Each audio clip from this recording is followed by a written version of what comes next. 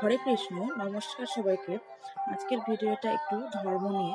ব্যাপারটা হলো, আমার বাবা বাড়ি একটা ছোট্ট ইটের ঘর, যে ঘরটা ইট দিয়ে বানানো, এবং সেই ঘরটার চারপাশে মস্ত এক বট গাছ দিয়ে ঢাকা, যেন মনে হয় বট গাছের পেট থেকে ইটের ঘরটা বেরিয়ে এসছে। তার উপর পেঁচার বাসা, চারিদিকে দুর্গা, শিব, শীতলা, কালী, ষষ্ঠী মাতার ঘর, যা থেকে মনে হতে পারে এটা তাদের একটা গ্রাম বা পাড়া। যাই হোক, অনেকদিন পর আমার একটা ব্লগ। ব্যাপারটা হচ্ছে, কিছুক্ষণ আগে বাতাসা দেখলেন, যে বাতাসাগুলো দেখলেন তা হলো আমার মায়ের মানতের বাতাসা, যা আমার মেয়ের জন্য মা রেখেছিল। ওর জন্মের পর ওর ওজন হিসাবে ওই রাখা হয়েছিল। আর যার কাছে রেখেছিল তা হচ্ছে পীর বাবা বা পীর সাহেব বলেই আমরা বলে থাকি। কিন্তু মুসলিম ভাইরা দাবি করে যে ওটা নাকি তাদের।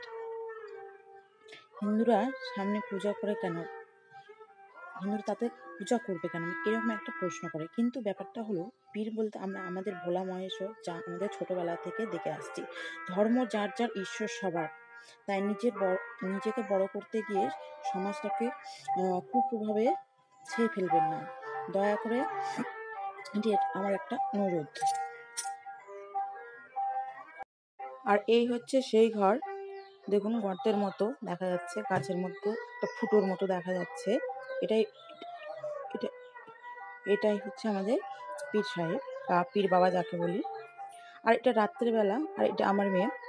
ও রাত্রের বেলার জন্য এরকম অন্ধকার অন্ধকার লাগছিল। দেখুন,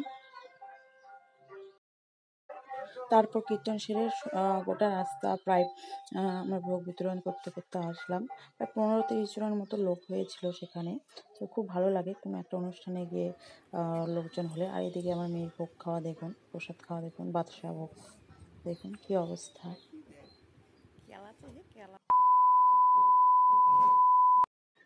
আর এই দেখুন, আমাদের রায়গঞ্জে দেবদা এসেছিল।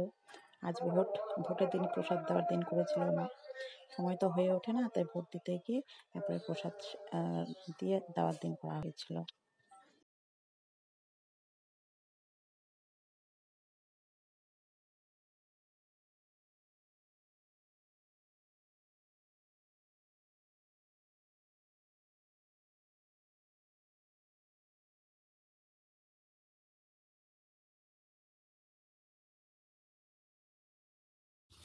আর এদিকে দেখুন আমার মেয়ের কাণ্ড দেখুন, আম খাওয়া দেখুন কি অবস্থা। বাপের বাড়ি এলে যা হয় জানো, সবাই মিলে আম খাওয়া হচ্ছে।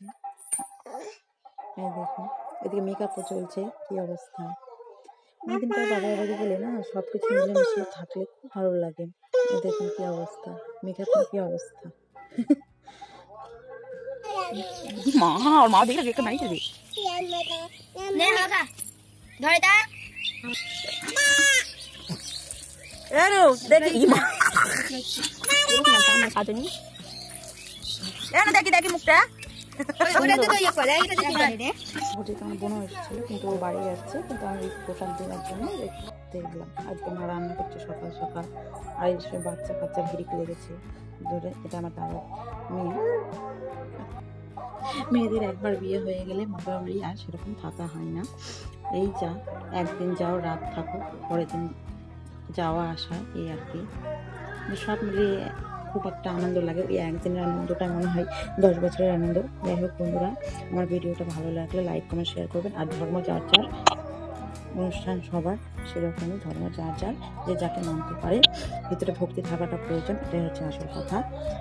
ভালো থাকবেন, ভালো লাগলে শেয়ার, লাইক, কমেন্ট, সাবস্ক্রাইব করে দেবেন। নমস্কার।